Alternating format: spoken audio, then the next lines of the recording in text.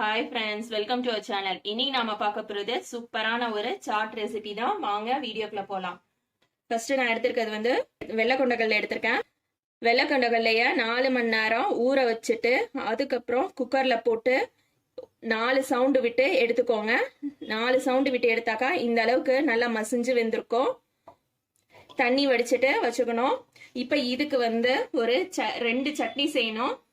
ஒன்று வந்து கிரீன் சட்னி, இன்னொன்று வந்து sweet chutney. First green chutney செய்யறது எப்படின்னு பார்த்துடலாம்.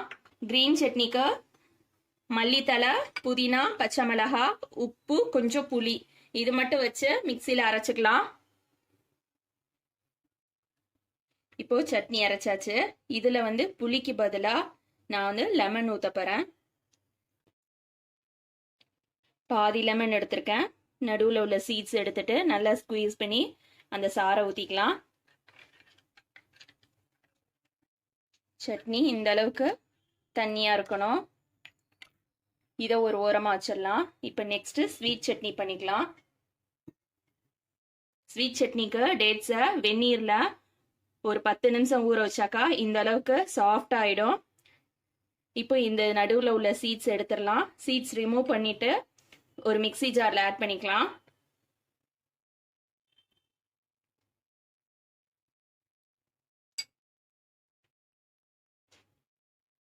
நான் வந்து 4 டேட்ஸ் எடுத்திருக்கேன். அது கூடவே கொஞ்சமா காஞ்ச திராட்சை எடுத்திருக்கேன். ஃபர்ஸ்ட் இது ரெண்டையும் நல்லா பேஸ்டா அரைச்சிட்டு வந்துடலாம். இப்போ டேட்ஸும் திராட்சையும் நல்லா பேஸ்டா அரைச்சாச்சு.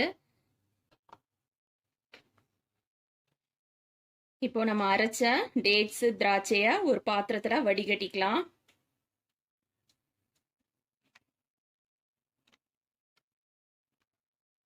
இப்போ டேட்ஸும் திராட்சையும் நம்ம அரைச்சி வடிகட்டியிருக்கேன். வடிகட்டும் போது கொஞ்சமா தண்ணி சேர்த்து வடிகட்டியிருக்கேன். ஏன்னா டேட்ஸும் திராட்சையும் நம்ம வந்து கொஞ்சமா தான் நம்ம தண்ணி சேர்த்துருந்தோம். அது வந்து கீழே இறங்காது வடியில, அதுக்காக தான் கொஞ்சமா தண்ணி சேர்த்திருக்கேன். இப்போ இதை வந்து ஒரு அடிகனமான பாத்திரத்துல ஊத்திக்கலாம்.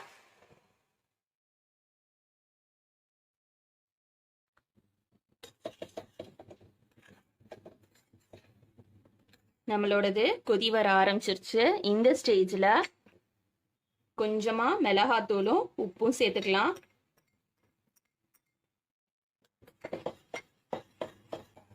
மிளகாத்தூளோட பச்சை வாசனை போனதுக்கு அப்புறமா இதுல வெல்லம் சேர்த்துக்கலாம். கலருக்காக கொஞ்சமா நான் காஷ்மீரி சில்லி பவுடர் ஆட் பண்றேன். ஃபர்ஸ்ட் ஆட் பண்ணது வெறும் மிளகாத்தூள். இது ஆட் பண்ணாக்கா ரெட் கலர் வரும், நல்லா காரம் இருக்காது. இப்போ நம்மளோட ஸ்வீட் சட்னி ரெடி ஆயிடுச்சு. இதையும் ஒரு பவுல்ல மாத்திக்கலாம்.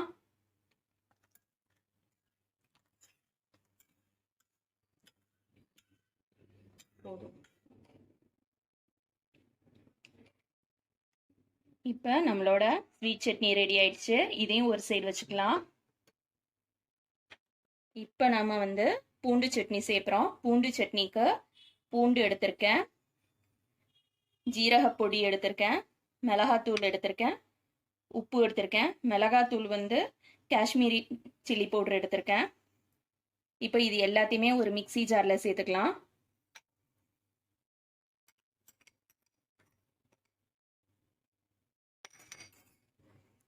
இது அரைக்கிறதுக்கு கொஞ்சமா நான் புளி கரைச்சி வச்சிருக்கேன், அதை ஆட் பண்ணிக்கிறேன்.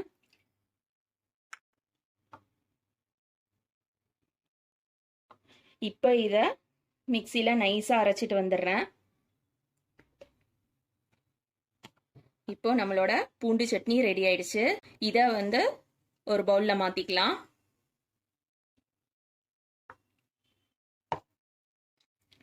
இப்போ நம்மளோட பூண்டு சட்னி ரெடி ஆயிடுச்சு. நம்ம 3 சட்னியுமே ஒரு சைடு வச்சுக்கலாம். வேக வச்சிருக்க கொண்டக்கடலையில கட் பண்ணி வச்சிருக்க வெங்காயம் ஆட் பண்ணிக்கிறேன்.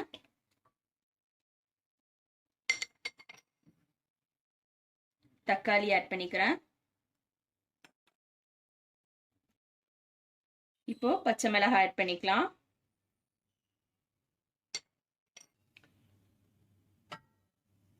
இது கூட கேரட் துருவுனதை ஆட் பண்ணிக்கலாம்.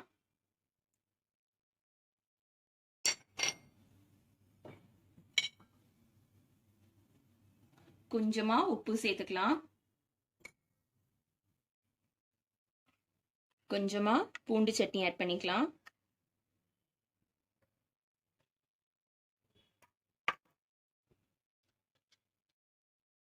கிரீன் சட்னி கொஞ்சமா ஆட் பண்ணிக்கலாம்.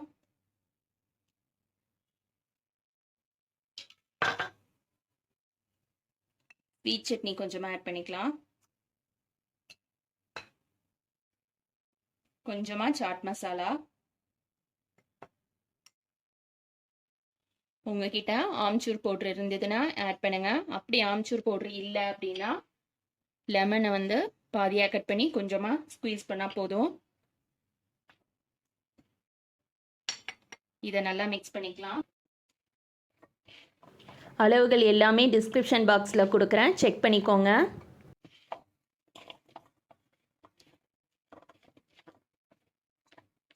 இதில் நீங்கள் குக்கும்பர் ஆட் பண்ணுறாந்தாலும் ஆட் பண்ணிக்கலாம். இதில் நீங்கள் குக்கும்பர் ஆட் பண்ணுறாந்தாக்கா சின்ன சின்ன பீஸாக கட் பண்ணி போடுறாந்தாலும் போடலாம், இல்லை துருவிட்டு போடுறாந்தாலும் போடலாம். இப்போ இதில் வந்து ஓமப்பொடி ஆட் பண்ணிக்கலாம்.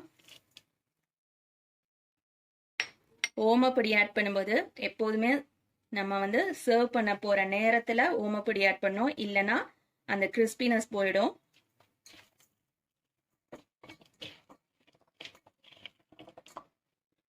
இப்போ இதுல கொஞ்சமா கொத்தமல்லி தழை ஆட் பண்ணிக்கலாம். எல்லாத்தையும் நல்லா கலந்துட்டு ஒரு சர்விங் பவுல்ல மாத்திக்கலாம்.